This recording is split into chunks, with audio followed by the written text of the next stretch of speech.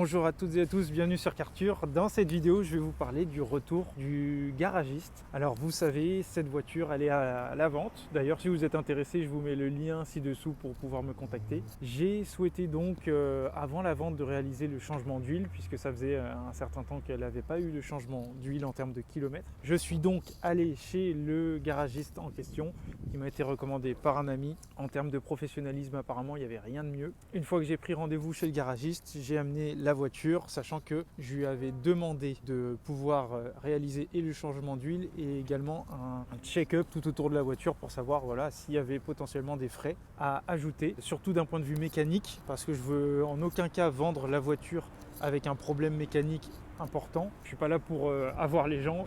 J'ai pas envie qu'ils me rappellent au bout de 2 ou 3 jours suite à la vente de la voiture. Donc c'est pour ça que je souhaitais vendre la voiture avec le moins de problèmes possible, bien évidemment, mais surtout en toute connaissance de cause. Je sais qu'il n'y a aucun vice caché puisque la voiture elle a été au préalable checkée chez le garagiste en question. Il y a un tout petit détail qui m'a fait très très mal. Alors c'est pas grand chose, ça aurait pu être pire. C'est que j'ai eu un petit coup de vandalisme pas terrible. Donc c'était durant la nuit.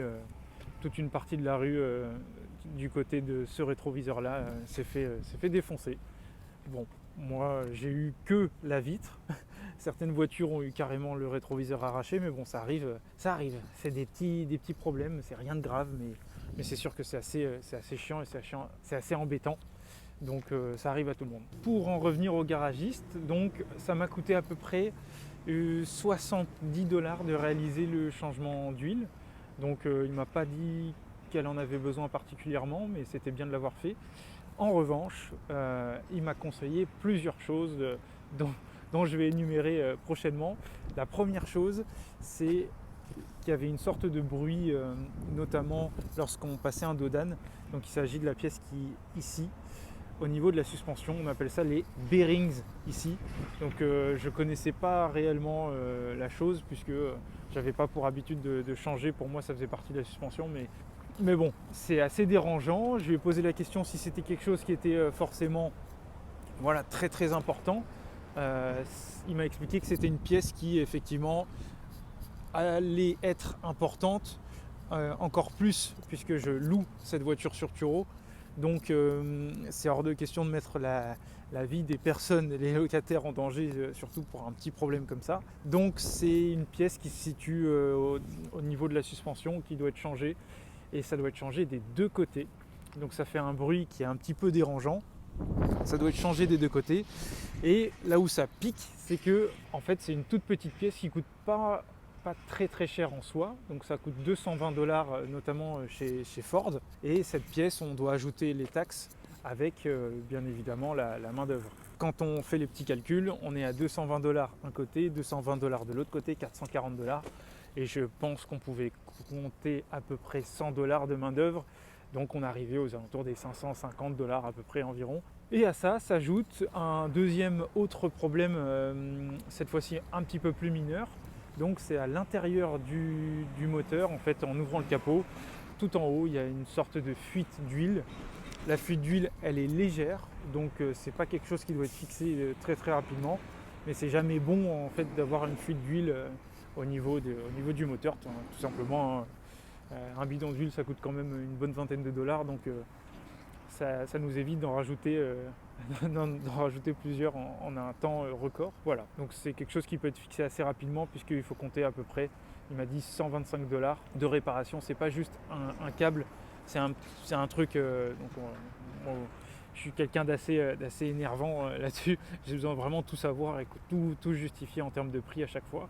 Donc là encore, c'est $125 auxquels on doit ajouter les taxes. Donc c'est pas une pièce à changer, c'est déjà bien, donc il n'y a rien à commander, il n'y a pas d'attente. Mais voilà, c'est $125 en plus des deux pièces qui sont reliées à la suspension. Donc là, on en arrive quand même aux alentours des $600-700. Voilà. Je souhaite m'en séparer le plus rapidement possible parce que là, vous savez, on est aux alentours de mi-mars. À partir du 1er avril, en tout cas dans mon quartier, je vais devoir commencer à faire des allers-retours entre les deux côtés de la rue pendant encore plusieurs mois. Donc ça m'évite cette première chose. Il y a également le changement des pneus pour les pneus été qui va devoir être fait également, donc ça ne coûte pas extrêmement cher, mais c'est quelque chose auquel on doit ajouter du temps et un petit peu d'argent.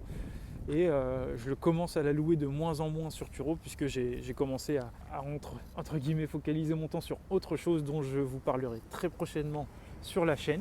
Voilà, donc si vous êtes intéressé par cette magnifique Ford Fiesta SE de 2014 qui a uniquement 59 000 km à l'heure où je vous parle, n'hésitez pas à me faire un petit message dans les commentaires ou à me donner votre adresse mail ou autre chose, afin que je puisse vous contacter.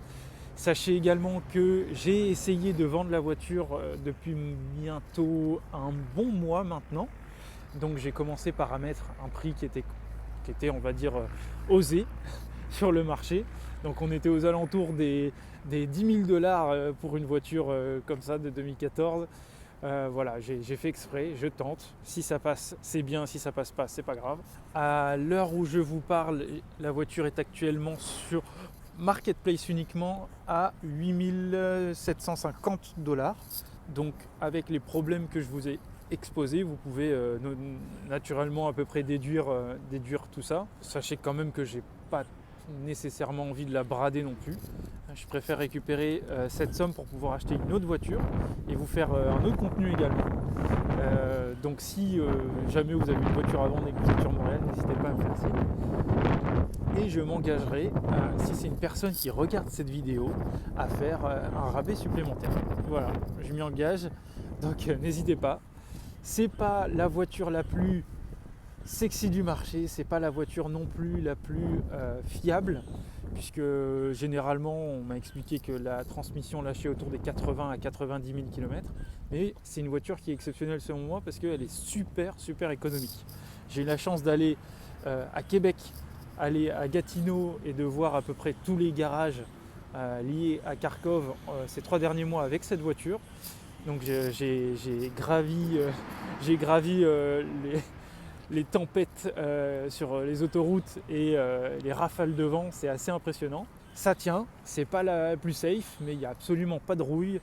Les disques de frein sont neufs. C'est une voiture qui consomme vraiment absolument rien. Il y a même certaines personnes qui ont loué cette voiture sur Turo, qui ont réalisé peut-être 50-60 km et il y avait toujours le plein dessus. Donc gentiment, je leur ai expliqué, écoutez, si l'aiguille elle est tout en haut, en fait, la prochaine personne, voilà quoi. C'est pas pour l'entourlouper, c'est simplement que rajouter peut-être 5 $, c'est peut-être pas nécessaire. Et cette voiture, elle a même été utilisée par des locataires qui sont partis jusqu'à Rimouski avec pendant une semaine. Ça s'est d'ailleurs très bien passé. Je les remercie beaucoup d'avoir pu louer la voiture et la rendre dans un si bon état. Donc les pneus hiver sont encore bons.